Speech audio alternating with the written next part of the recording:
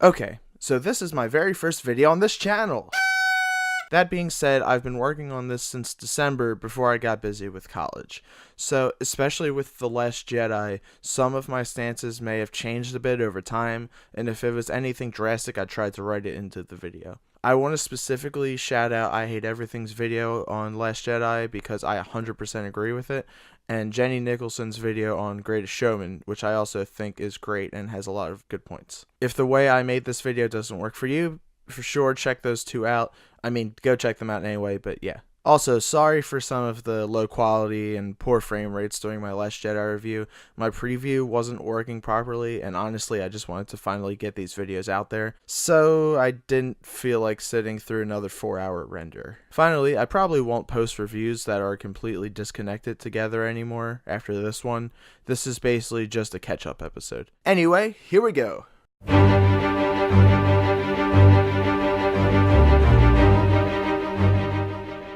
Hey, so this is my first attempt at recording a review.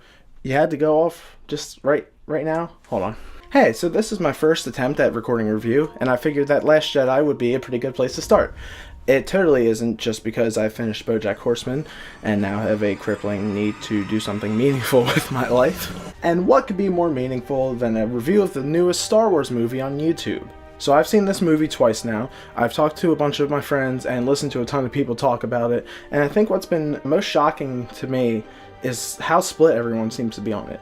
There's a lot of people who love it, there's a lot of people who are on it, and there's a lot of people who really hate Last Jedi. I personally liked it a lot, even though I do have some problems with it, and the first time I saw it I had a lot of problems with it. But I think there's a lot of things that this movie is or isn't that people seem to be misconstruing. So first, let's start with the characters. Spoiler warning starting now. The characters in Force Awakens were what really made that movie strong for me, and what really made Rogue One a lot weaker in that aspect. They set up a lot of likable characters in Force Awakens, so I was curious and a little worried how they were going to move those forward in Last Jedi, especially how they would work alongside the characters that we have goodwill with already from the original trilogy. So let's go through everyone. Rey, I really liked Rey again. She has a lot of pureness and good tendencies, but all of that was mixed with a ton of rage and confusion and abandonment, and I really liked the gray area that was between those things with all the talk of balance throughout the movie. I mean, at first I wasn't even sure I believed her being a good person throughout the whole movie, with all the fear and how much she connected to Kylo Ren, and how she never really connected with Luke fully. But in the end, I totally liked her. There's one or two moments that felt off with her humor, but that's an issue I'll talk about later. And I like Daisy Ridley a lot. Unlike Rey, who came over very well from Force Awakens, they really did not do Finn justice. He's basically the heart of the last movie and is our eyes into this new story, but in this movie they stick him on a B plot that winds up meaning nothing. It just feels like they had these two really tight set pieces with the space chase and then Rey and Luke on the island, and then they remembered that people liked Finn, so they kind of made some stuff up just to make sure he was in the movie. And I like his growth. I like that he learned sacrifice and not running from his problems, but I think he could have learned that way better through a different narrative, and I'll talk about that later in terms of my expectations for this movie. Poe I actually really liked this time around. After how little we saw of him in Force Awakens, I really liked his interactions and his growth as a character. I think they moved him away from being like a new Han Solo and turned him into more of this badass, headstrong soldier. I kind of wonder how he would have reacted differently if he just learned Holdo's plan in like a sensible manner, but either way, that's another thing. I'll talk about that later. Leia, I also think, comes over very well from Force Awakens and matches up with the original trilogy pretty well.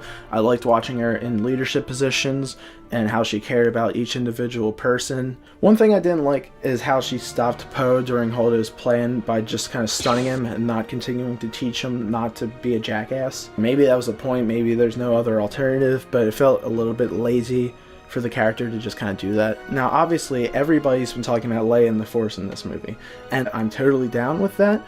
I think that Leia's always had these Force powers, so it's super cool to see her actually use them to some extent. But the now infamous flying in space scene may not have been the way to do that.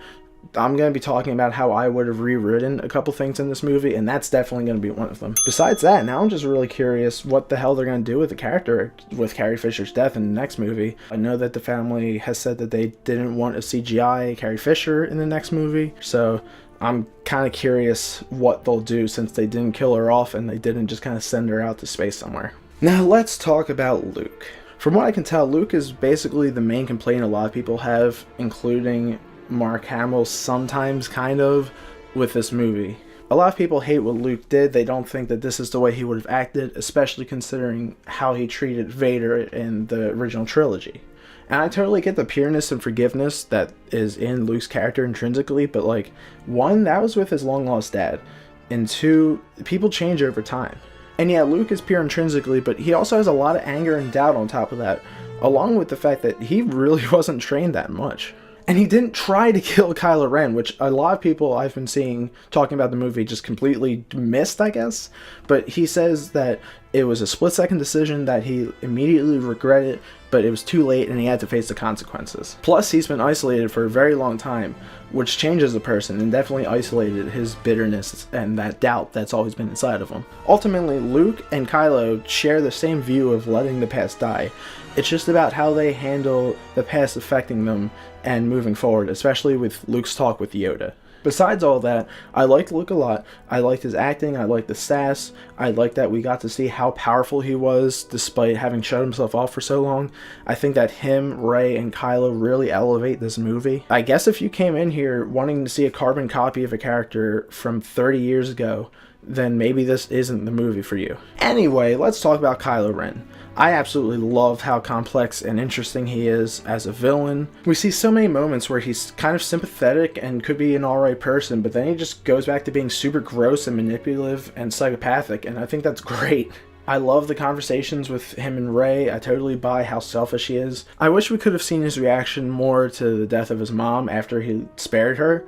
But yeah, I really love him as a villain, and I'm really excited to see him step up to main bad guy position in the next movie. Well, hopefully anyway.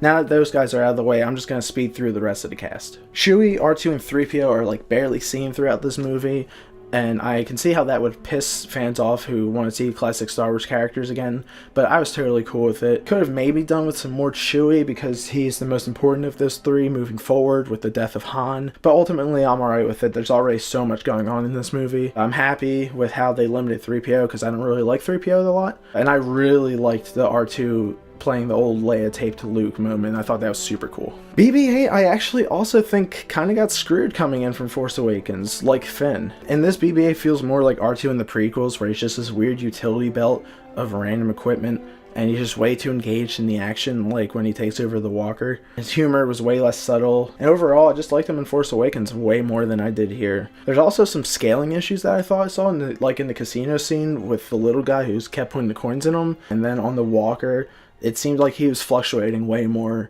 than in the last movie. Maybe he was more CG than the last movie. I'll get to that later. Rose was really unnecessary. I want to start out by saying that this probably isn't Kelly Marie Tran's fault. She seems pretty cool, and I think that she acted pretty well, but the writing just completely lets that down. It felt like they let a fan on set as like a self-insert character, and again, I don't think that's really her fault. She takes away attention from the main new trio, she's a bit too overtly preachy in the casino scene, and overall she's there to help Finn learn instead of growing herself as a character. I got that she's kind of like this pure hope for the little guy of the galaxy, but I think that the movie could have been done differently and nothing would be amiss if she wasn't in it, and I'll talk more about that later. Hux was funny. I really liked that how much of a little bitch he becomes to Kylo later in the movie. I like that he's about to kill Kylo as soon as he gets a chance, and overall I think that it's a pretty good secondary villain. Phasma, on the other hand, sucks, which is a real shame because I wanted her to be awesome in the last movie and then in this movie. After Force Awakens, where she just completely gives up, I wanted to see her come back hard and just start kicking ass and shutting people down, and then she didn't. She's around for like the same or less screen time than Force Awakens, and if she shows up in the third movie, I hope she walks on screen and immediately is just like beheaded or something, because at this point she's just completely worthless to these movies. I like the idea of the character, but I don't really care what they do with her in the expanded universe stuff. They need to make her cool in these movies, and they failed. Another wasted opportunity was Snoke. This section of the video has been cancelled because I completely changed my mind. I think that stopping to explain Snoke would have halted the whole movie, And while I don't know how I feel about Johnson so adamantly ignoring The Force Awakens, I understand why he did what he did. The Codebreaker DJ, the first time through I absolutely hated it. I felt like he was a complete nothing. The second time through I did like him a little more. I think that he brings an interesting viewpoint into the mix where the good and bad is kind of the same. Again, this theme of balance, but from like a darker perspective. But since he's tied in with the worst plot of this movie, he still isn't really a great character. I wouldn't mind seeing him again, I guess, but at the same time, I would have been totally fine with them finding Lando. He's such a small part that ultimately he doesn't really matter too much to me. Holdo is kind of a weird character for me. My opinion of her didn't really change in between viewings of the movie. I still think that she should have acted way quicker after watching like how many people died before she did the awesome lightspeed shot. I understand why she didn't tell Poe, because he wouldn't understand the value of running away and he would have acted stupidly. But her silence still made him act stupidly and ultimately caused more harm than good, which is still Poe's fault, but she was the spark that lit the fire. Not really a character, but a side note. I knew I'd hate the Porgs from day one, and I was completely correct. They're just like this meaninglessly cute nothing that's there for stupid humor and apparently to cover up puffins on the island, and even the funny stuff went on for too long. Finally, Yoda. Really a pleasant surprise. The puppet was a fantastic choice, and I love that he's still punking Luke's whiny ass to this day. So now I want to talk about some of the different cinematic elements that were really amazing and some that were the worst parts of this movie.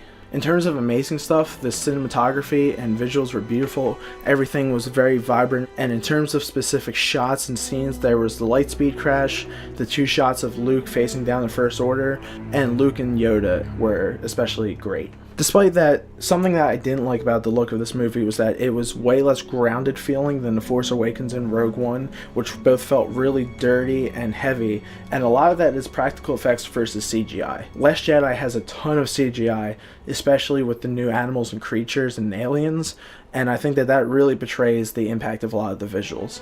The music makes for some great emotional moments. The most hype parts were definitely with the Resistance theme.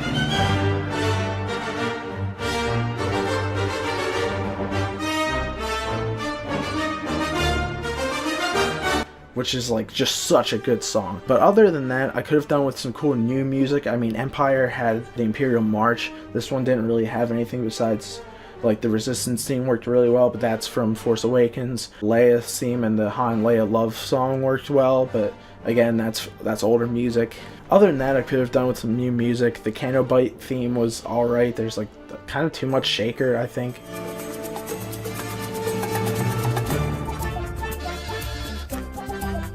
And I really would have liked to hear Kylo's theme more prominently, if at all.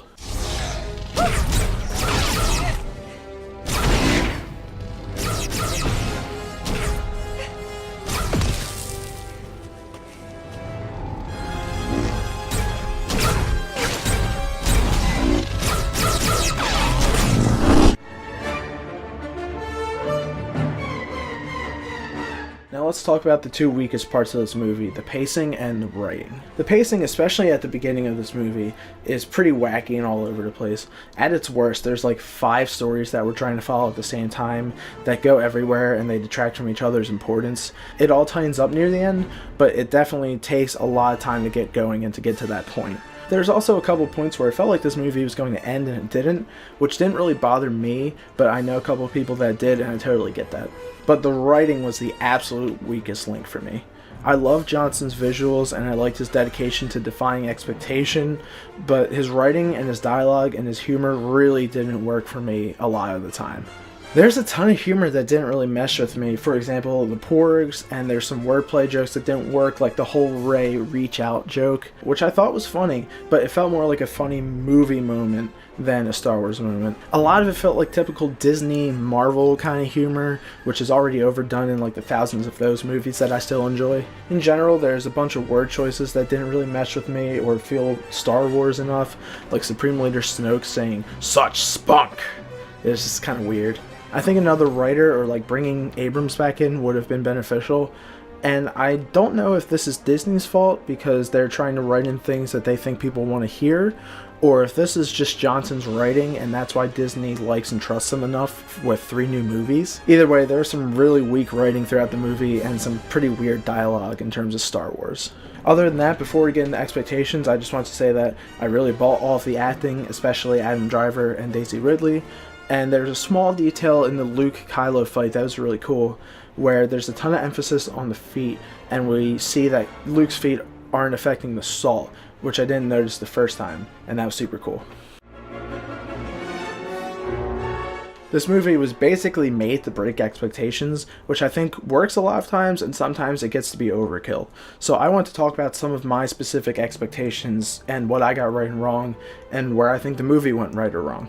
One of my biggest predictions was that Rey and Kylo were either going to join forces on one side or the other, or maybe even switch sides completely. Both of them have been written so far very opposite of their alignment a lot of times, with Rey's anger and her loneliness, and Kylo's loneliness along with his seeming regret for killing Han and his reluctance to kill Leia. So I had thought that either Snoke was going to seduce Rey, and Kylo and his reluctance and guilt would join back with Leia and Luke, or Rey was going to fall in her desperation with Kylo and Snoke, and Finn would kind of have to come in and restore the hope in her.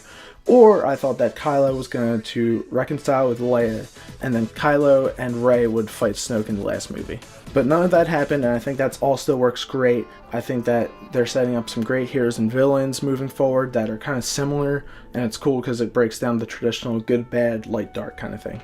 Rey's parentage was another good twist. I fully expected it to be a major point in this movie. A lot of people speculated that she was Luke's daughter, but having Kylo say that they were nobody was a pretty nice twist. I do think that Kylo Ren was lying, because otherwise his and Maz's concern of Rey's parentage in the last movie just means nothing, and that would be stupid of Rian Johnson to do. But I do think it was done well in this specific movie. If it is revealed in the future to be a lie, they do need to be careful about changing it up so much in between movies. Luke dying was also something that seems pretty plausible to me, and they did that, and I was totally cool with that. It was a cool show of how powerful the Force can be. I like the intricacies of that scene, like I said, with the salt, and I think it was a cool wrap-up for Luke's character, with not letting Kylo fall even deeper into hatred, and also letting people keep hope alive. In terms of expectations set up from the death of Carrie Fisher, combined with actually seeing the movie, I think that if Leia had stayed dead from those missiles, it would have been a really cool and effective twist, and it would have prevented seeing that bizarre flying scene. But since they chose to keep her alive from that and keep the twists going, and I think that she works throughout the rest of the movie, I would have written it where she tried to shield herself and maybe tried to save other people using the Force, but the impact of the missiles was too much and she got blown inside, or she reached out to Kylo and he pushed her back inside, or brought her onto his ship. Anything but the flying through space scene, which is just goofy. So my biggest broken expectation, the thing that I complained about the most, and the biggest rewrite that I would do, is to Finn and Poe. The way Last Jedi is now, I feel like splitting up Rey and Finn and Poe and adding Rose into the mix is just too much of a mess compared to how they could have made it simpler and more effective. What I wanted to see was Finn wakes up a little later into the movie, not too much later than he did in what actually happened, but enough so that we could see Poe's concern, and it would give Poe more of a reason not to abandon ship. Then Finn can wake up, worry about Rey, and want to get her back because she's the hero and not him. And then with Holdo's control, Finn and Poe go rogue and try to approach the situation more head-on. They can go search for some component or code breaker or whatever with Maz's help, and through that journey, Poe can learn the importance of fighting another day instead of always running in guns blazing, and he can see how that gets people hurt. And Finn can learn to not run and to hold his ground and fight for what he believes in, and in the process become the hero that people think he is. And with that, all of the deaths wouldn't have been on Holdo's head, but it actually would have been Poe's fault, and we could see him try to deal with that guilt and learn a lesson from that for hurting innocent people. And along with that, Phasma and a crew of soldiers could have been chasing them down along the way, taking no prisoners and being absolutely ruthless as she tries to get back her pride and respect.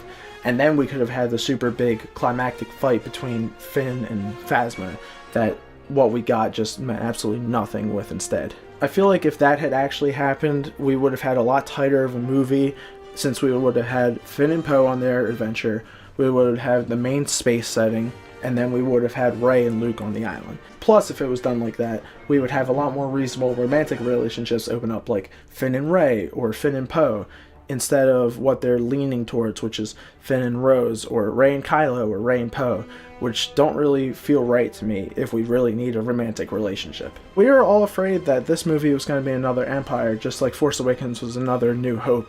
It even opens with the First Order chasing down the Resistance Rebel base, and when it said that in the opening crawl, my friend was like, oh my god, it's Empire. But then it ends up switching it up pretty nicely, even with the deviation of the Hoth scene at the end. And most of the twists work throughout the movie, but there could have been just a couple less so that the audience could hold on to something as truth.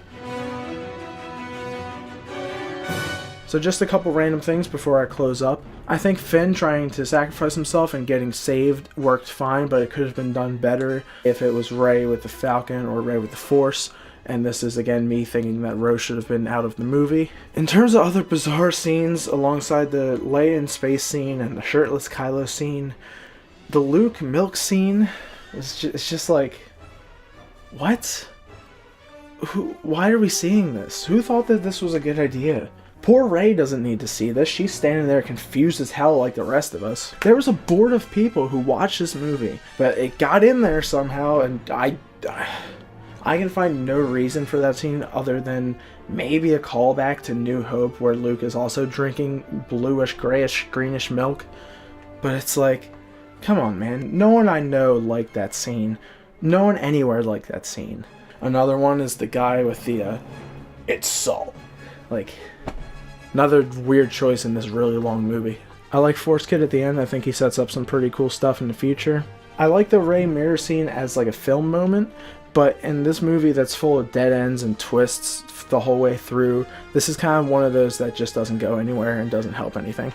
I wanted to talk about the people who are so vehemently hating this movie, and this happens with any sequel or literally anything that's released now, but I've seen so many Last Jedi awful hashtags or people complaining that this isn't the Star Wars that they want.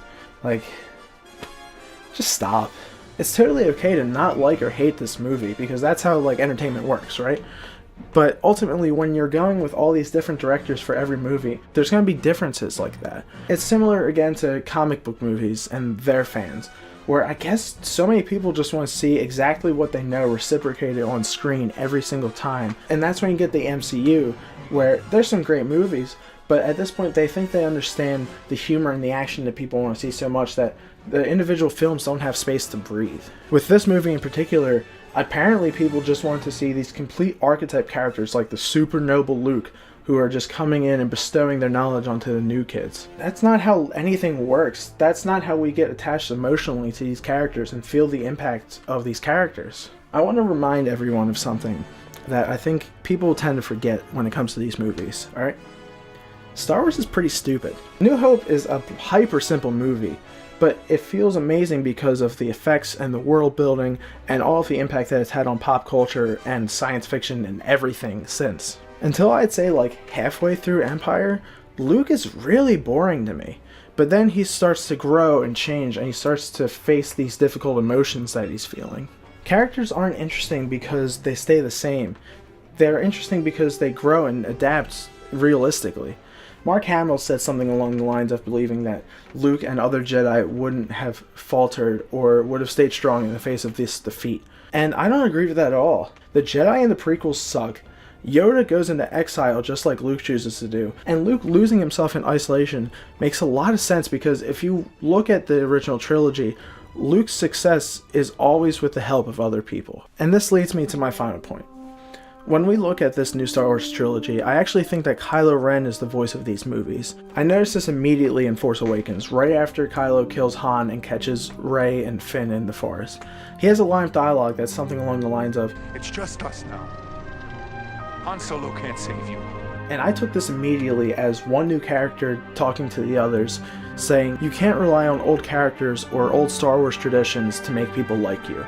It's all on us now. In Last Jedi, Kylo's lines have even more relevance to this. So much of Kylo's dialogue is along those lines of, let the past die, kill it if you have to. This movie is all about forgetting about the past, a lot of it that died in the last film with Han Solo. We see reverence to the past with people like Luke and his conversations with Yoda, but in the end, we need to prepare to watch the things that we tend to want repeated to us die off. We need to open up to the future, and to the new direction this series has taken. and not keep complaining along the lines of, this isn't how the character acted 30 years ago, or this isn't what they said about the Force in the one movie. With this new series, Kylo Ren is trying to tell us that the past is dying, and we need to embrace the new direction that the Star Wars universe and Star Wars film franchise is taking. Alright, thank you so much for watching this review, if I wind up putting it out. I do want this channel to be focused more on music stuff, so I will do that soon, but I will also probably try to do some reviews of maybe movies or games or shows or whatever. In terms of where Last Jedi ranks with the rest of the movies, I think right now I like it more than Force Awakens and Rogue One, maybe not as much as Empire, but I also don't like the original trilogy as much as other people, and I do really like this movie, but there's some really good and really dumb stuff in Last Jedi, so we'll see what happens over time. Either way, absolutely see the movie, whether you like it or not. Go form your own opinion. Thanks for watching, and I'll see you next time.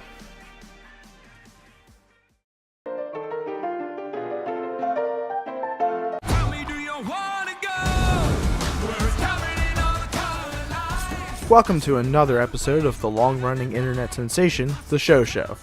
This time I want to do a way shorter review, at least compared to my Last Jedi review, with a movie I like a good bit, The Greatest Showman. We got Hugh Jackman, who I love, and then basically the rest of the cast I don't know. I saw Zendaya in Spider-Man, I liked her there.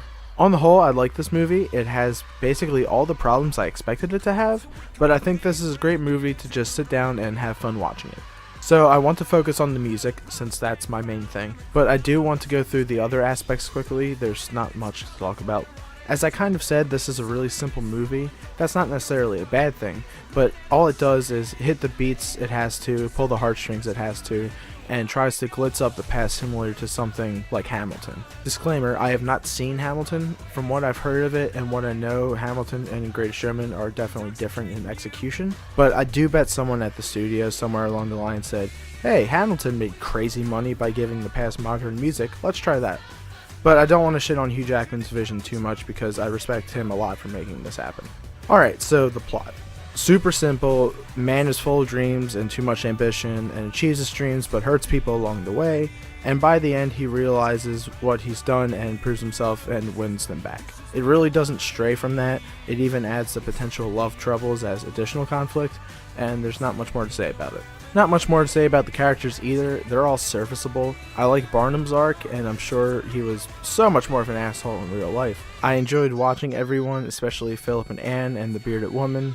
Only character complaint I have is more of a filmmaking complaint, I guess. I think Tom Thumb looked off at times in terms of lip syncing, and I think digitally making him shorter, but other than that, fine. I liked a lot of the cinematic choices. There were some really nice sets and shots, like during A Million Dreams, anything in the circus, and with a Rewrite the Stars. There was a decent amount of CGI throughout the movie, and some of it bothered me, like with the sheets in A Million Dreams, when Barnum is leaving the bar in From Now On, and there's just literally a green screen of inside the bar behind him, and I thought the elephants chilling during the fire scene was just kind of funny. But the choreography, the shots, the colors, generally I thought that was all good. Overall, this movie completely matched my expectations, which I think helped me enjoy it. If I was coming in blind, I'd definitely be put off by how pop and produced the songs are, but since I saw the trailer, I had a feeling coming in that they were going in that direction. It did bug me the first time on some songs, but the second time through I was fine with most of it. It did even exceed some of my expectations with some of the dialogue, or at least maybe the acting drew me in. But I definitely was expecting a broadest audience possible type of movie. That's what I got, and I think they did it well. As all of you know, this is a musical, and as maybe a few of you know, I'm a music major and have written a ton of songs of my own.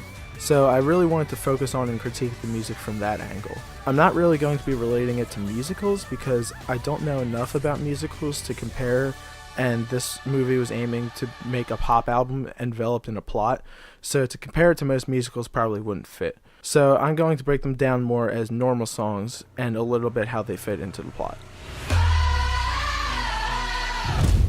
The Greatest Show is one of, if not my favorite track from the whole movie. It is an absolute hype song. The whole opening sequence gives me chills. It's so well edited and well shot, and it's just great. The chorus pushes the pop envelope a little bit compared to the rest of the song, but I don't even care because I'm too busy running around my apartment and blowing out my ears. The production's heavy, but you can't argue with how good it is. The bass is excellent. Shout out to the bass player because there's runs in this song that are just I love when Hugh hands the song off to the rest of the cast at the end of the movie. That whole sequence is great, and I really like the quiet piano outro at the end. Awesome song. Pretty soon after, we jump into the next song, A Million Dreams. It's a really effective time lapse of Barnum and Charity. Like I said earlier, the dance sequence is really, really nice. I like the smoke part a lot. Vocal production is pretty heavy here on the kids' voices. It's kind of right in the middle of all the songs for me. It's nice especially when we get to the adults singing, and I appreciate the more natural instrumentation besides the weird snare thing. But other than that, cool bridge though. However big, however small, let me be part of it all. You stumble through your days. Come Alive has a great start with the hammers. I love when they do it here and with Other Side.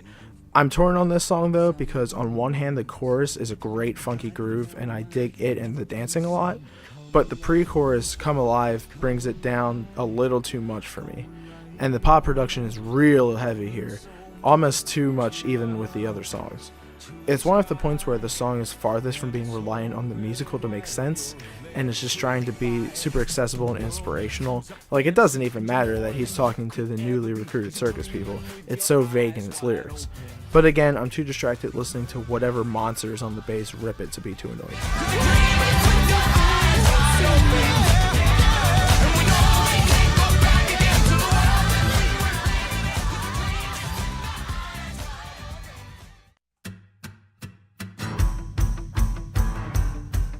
Next is at least my second favorite song, The Other Side. This is, I think, the most musical the songs get, because you can't really have this without knowing what's going on with Barnum and Philip. The whole scene is great, the choreography is so tight here, and the song's great too. Again, cool start with the glasses on the bar. The strings are really nice. The chorus falls into a really great groove. The production is a good mix of pop and more natural. I will say that there's this sampled glass clanking sound that they use as like an eighth note and quarter note on choruses. And once you pick that out, it kind of gets annoying, but not enough to distract me from how great the song is.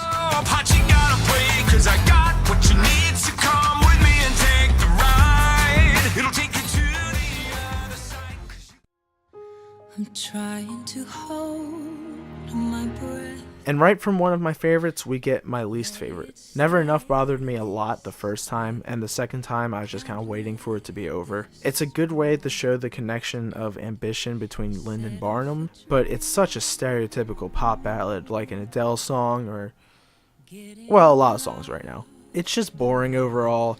The repeated nevers are just too pop for this, especially when we go into the song and it's like, oh man, the best opera singer in the world, and another pop song.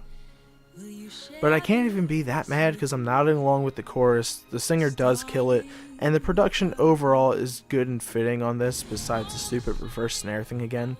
So yeah, if you buy the album, probably best to skip this one. The night sky will never be enough, never be enough. I am not a stranger to the dark. This Is Me was nominated for an Oscar for Best Original Song in a Movie. I mean, I like this one, but of all the songs you're going to pick, is this the one? I think it's more because of the message than looking at it compared to some of the other tracks on the album. I like the scene building up from Barnum starting to be a real dick. There's some great choreography here, but for God's sake, give it to Greatest Show. It's for sure largely because of the message in today's political, social climate, and maybe because of the female-led vocals, which admittedly are pretty damn sick. Musically, it's a little more boring than the other songs too. It's almost entirely percussion, bass, and group vocals. So if that's what gets nominated for an Oscar, alright. I am bruised, I am who I'm meant to be. This is me. What if we rewrite the stars? Did I call another song the most pop on this album? because it's actually either Rewrite the Stars or Tightrope, which is next. Rewrite the Stars and Tightrope actually both grew on me the second time around. I do really like this scene, and all the acrobatics are cool. I hope most of it was practical because it seemed pretty real and damn impressive if it is. The chorus is definitely straight out of a modern day general radio pop song, but just like everything else here, it's catchy enough that I'm not mad. And there's actually little elements of something like Starlight by Muse in this, which is weird, but hey, I love Muse, so whatever. Honestly, I think considering how the songs are used in the movie, I'd be totally fine with this getting nominated for an Oscar too, over This Is Me. I think it has a really interesting message, and I really like the music here, and Efron and Zendaya goddamn bring it.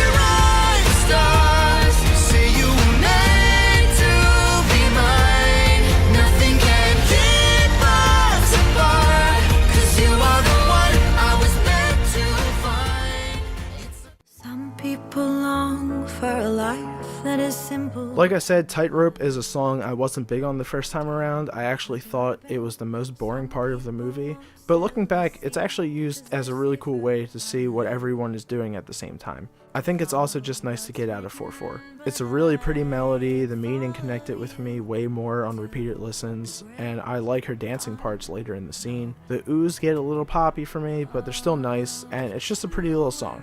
Not a whole lot to say about it, some good vocals on it. The second chorus hits pretty hard. And my hand, and you promised to never let go.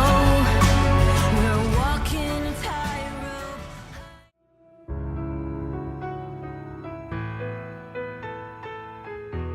Last, we have another song that made the rounds separate from the movie because of the whole Hugh Jackman no-stitch rehearsal thing, which I will say is great, and I love him so much. From now on.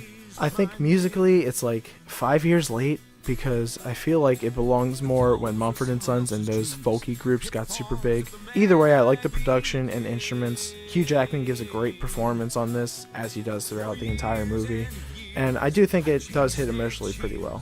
It's a great anthem of redemption, and the group vocal melody is really effective, along with some cool choreography. I stop and see you here.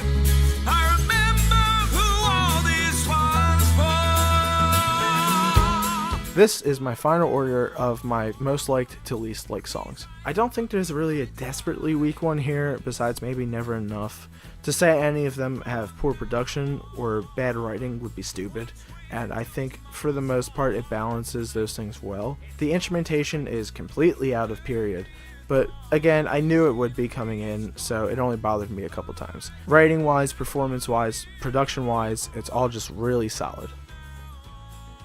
If you look at other musicals or like other classic movie songs from old Disney and compare it to some of Disney today or something like this movie, you can definitely see a clear shift in mentality where executives started going, why just make these songs work for the movie when we could push it to the radio and try to make money the same way we do every other song? I do think that this movie works as a movie with mostly fitting pop songs to jam to more than a musical, strictly speaking. And maybe something that hurts it is that in other movies like Frozen, you get the super pop, clearly marketable song, but then you have other songs that are more reserved and fit better in the context of the movie. Every song except The Other Side could be stripped from this movie and you wouldn't really care that it's part of a greater narrative. In the end though, it doesn't matter. I guess if it bothers you too much or is not what you want out of movie musicals, that's fair. I don't think I love this movie enough to defend that it's something for everybody. But it's like Barnum says. Did these smiles seem fake? There's a lot of lines in this movie about overcritical people who can't just appreciate the joy in something, or on how entertainment is all about the end goal of happiness. Who cares if there's some lack of sincerity in the production of the songs? Who cares if there's some gross uses of CG, or that plot lines and relationships are underexplored compared to how in-depth and interesting they could be? It's all a big show. Just sit back, let some of your critical eye go, and just let it make you smile. I think that definitely went a lot quicker than last time. Thanks for watching. If you have any thoughts on this movie you'd like to share, or any insight into musicals like Hamilton or Dear Evan Hansen that might enlighten me, please do comment and share. I hope I went in depth enough talking about the songs. I know I probably could have gotten more specific than just saying pop and natural like 20 million times, but like I said, I didn't want to make this another massive video. Thanks for watching, and hopefully you'll be hearing my own music very soon. Come back.